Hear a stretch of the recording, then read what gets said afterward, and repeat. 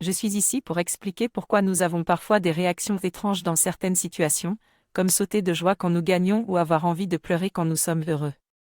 Tout d'abord, il est important de comprendre que les émotions ont plusieurs dimensions, y compris affectives et expressives, et qu'elles ont plusieurs fonctions.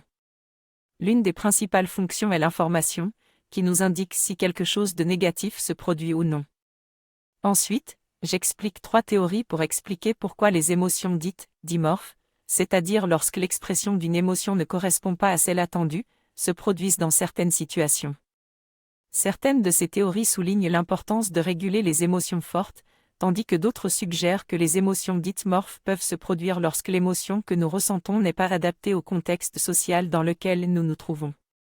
Finalement, une dernière théorie propose que notre classification actuelle des émotions doit être repensée pour mieux comprendre ces émotions dimorphes.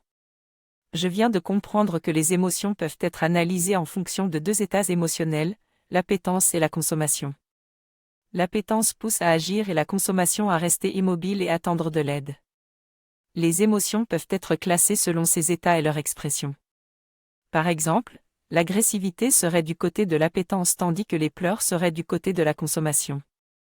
En analysant une émotion, il est possible de savoir si je suis dans le bon état au bon moment. Cette différence d'état émotionnel est importante dans la recherche et peut m'aider à mieux comprendre les traumatismes et les compulsions alimentaires ou les addictions.